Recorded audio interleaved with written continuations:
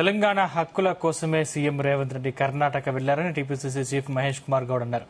BRS 10 ఏళ్లు అధికారంలో ఉండి హక్కులు ఎందుకు సాధించలేకపోయారని ప్రశ్నించారు. రాజకీయాల కోసం హరీష్ రావు, కేటీఆర్ ఏవైనా మాట్లాడతారని విమర్శించారు. రాష్ట్ర హక్కుల కోసం కాంగ్రెస్ పార్టీ ఎక్కడ రాజీ పడదన్నారు. కాంగ్రెస్ పార్టీ ప్రజలకు చేసిన సంక్షేమ పథకాలే తమని మళ్లీ అధికారంలో తీసుకొస్తాయంటున్న టీపీసీసీ అధ్యక్షుడు మహేష్ కుమార్ తో మా correspondent Vamshi Krishna face to face. Karnataka పర్యటనకు సంబంధించినటువంటి అంశం పైన బీఆర్ఎస్ పార్టీ కూడా స్పందించడం జరిగింది. కర్ణాటక మేలు జరిగే విధంగానే కాంగ్రెస్ పార్టీ వివరిస్తున్నట్టు కూడా ఆరోపణలు చేయడం జరిగింది. సార్, ఇవాళ పొద్దున హరీష్ రావు గారు మాట్లాడుతూ కర్ణాటకకు తుంగభద్ర విషయంలో రేవంత్ రెడ్డి ఒక రకంగా కర్ణాటక సపోర్ట్ చేస్తా ఉన్నారు. కురిడి ప్రాజెక్ట్ని నిర్మిస్తే కనుక ప్రవాహం తగ్గుతుంది అంటూ కూడా వ్యాఖ్యానించారు. దీనికి సంబంధించి మీరేమంటారు? 10 ఏళ్ల కాలంలో బీఆర్ఎస్ నాయకత్వంలో జరిగినటువంటి గవర్నెన్స్లో రకరకాల సంతకాలు, రకరకాల ఒప్పందాలు చేశారు. దానివల్లే మన రాష్ట్రానికి నష్టం వాటిల్లింది. ఇవాళ కాంగ్రెస్ పార్టీ 2023 అధికారంలోకి వచ్చిన తర్వాత ఇవన్నీ సరిదిద్దుతా పోతా ఉంది. కర్ణాటక, ఆంధ్రప్రదేశ్, తెలంగాణ రాష్ట్ర మిషన్కి వచ్చినప్పుడు మన రాష్ట్ర ముఖ్యమంత్రి మన రాష్ట్రానికి రావాల్సిన నీటి వాటా విషయంలో ఎక్కడ కాంప్రమైజ్ ఉండదు. ఇది గతంలో కూడా ముఖ్యమంత్రి రేవంత్ రెడ్డి గారు చెప్పారు. కాంగ్రెస్ పార్టీ స్పష్టంగా చేసింది. తెలంగాణకు రావాల్సినటువంటి వాటా, అది ఆంధ్ర నుంచి కావచ్చు, కింద ఉన్నటువంటి కర్ణాటక నుంచి రావాల్సిన వాటా కావచ్చు, తెలంగాణకు రావాల్సిన వాటా పరిపూర్ణంగా తీసుకుంటాం.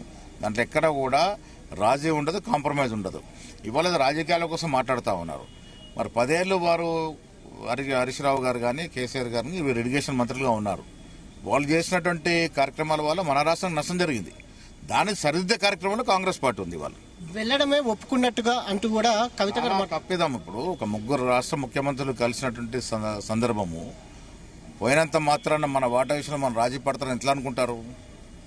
తెలంగాణ రాష్ట్ర ప్రజలు ప్రేమతో ఎన్నుకున్న ముఖ్యమంత్రి ఎక్కడ కూడా మనకు రావాల్సినది వాటా, నీటి వాటా కావచ్చు, ఇతర భూమి విషయాలు కావచ్చు, ఎక్కడ కూడా రాజీ ఉండదు.